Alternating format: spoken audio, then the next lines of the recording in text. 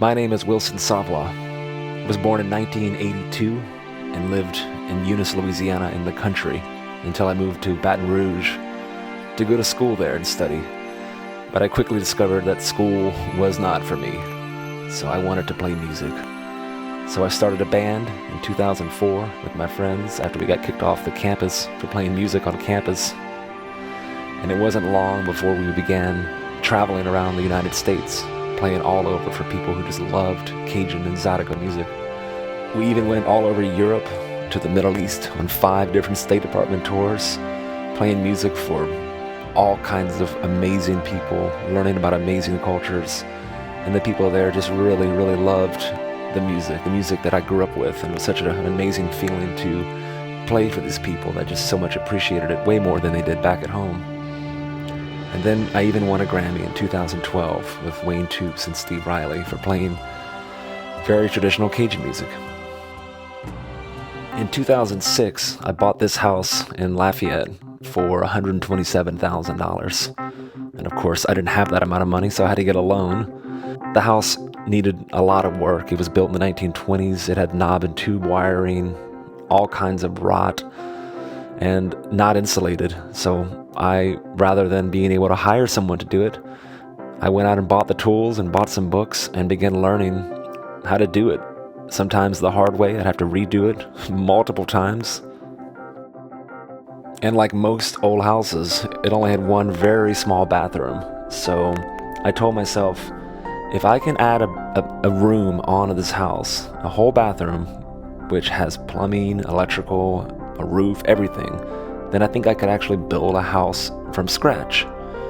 I believe the universe always sends you what you need if you're open to it.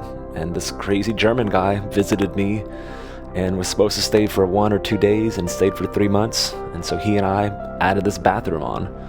And I told myself, if I can do this, then I can actually build a house. And not long after we finished that bathroom, my house got broken into. And it was extremely traumatic for me, and I didn't want to be there anymore. I didn't want to be in that house. I wanted to get out of town. So I decided it was time to build a house. I had been dreaming about building a house, and I reached out to a friend of mine, Toby, who I've seen his work. He did a bunch of amazing work, and I wanted him to frame up my dream house, and I was going to design it and work with him and learn how it was done.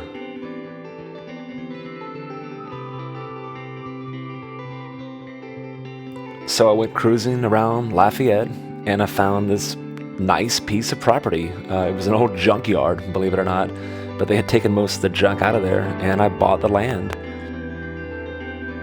And Toby and his crew began framing up this house, and I would help out where I could, and when they were done framing it, I had to finish it. So that's where I really got to learn a lot about how everything works.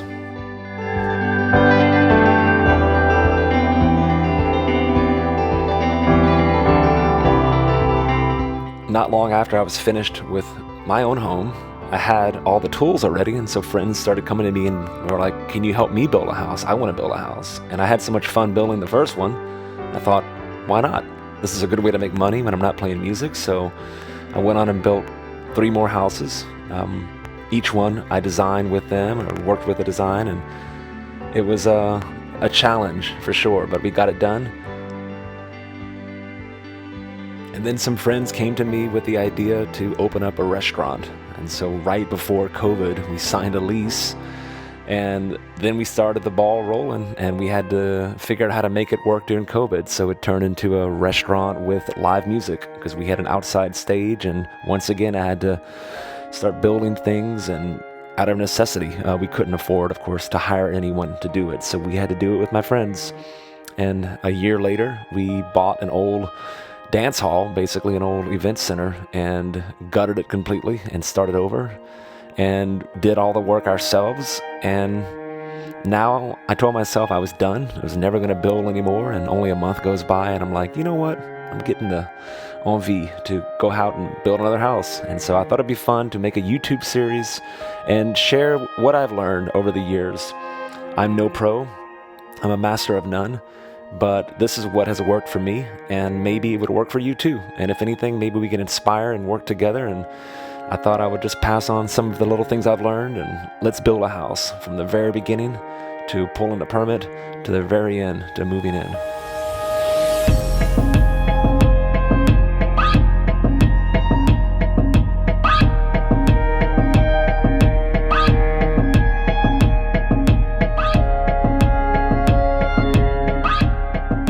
So the whole plan, the whole idea for everything started by first finding a kind of house that I really wanted that was not too big and looked like it was economical to build.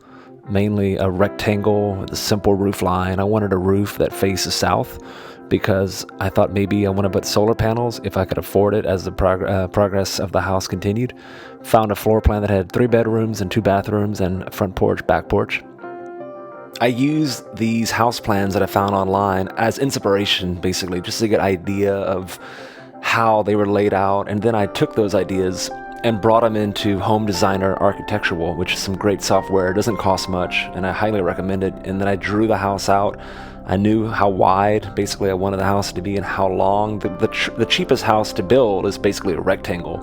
And to keep the roof not too complicated, but I did want that little dormer. I really like that old dormer up top, so I wanted that and just started designing it like that, putting windows and doors and walls, and took my time. This is a process you shouldn't rush. Give yourself whatever it takes, a week, but draw it and think about it and go back and change it and show it to your friends and get inspiration from them. Some things you'll leave, some things you'll take, but always collaborate with people. And then I basically knew how wide and how deep I wanted the house to be, so I just went to Google Maps and measured. You right click and you can draw a line and it gives you this measurement. So I picked 32 feet and I drew a box basically where I wanted it to be, and this is what you'll submit to the city. You'll need to show them where the house is going to go on the land and what are your setbacks, how far are you from the property lines. They'll help you out, they'll guide you through this. You might notice that this land is a very strange shape and the houses are oriented parallel to the street, not the property lines. And so that was definitely a challenge, but a good rule of thumb is just look at what your neighbors have done. Then to pull a permit is very easy. You just go to My Government Online and you make an account and you simply go to permits and licensing and you just fill out whatever they're asking you for. You want to put that you're going to build. They want to know the address is going to be. And basically when it comes to all the things about a contractor and so on, applicant, all this stuff, you just put your own name. You put your own name for everything because you're the one who's going to be doing all this. And very easy, such as that. And then from that point, they're going to ask you for basically just 2 things at this phase. They're going to want a picture of the house and the plan, and it doesn't need to be much more complicated than what I showed you earlier. And then they need to see the plat. They need to see the property with the house on there with all the setbacks. How far are you from the property lines? And they'll help you out. They'll guide you through this.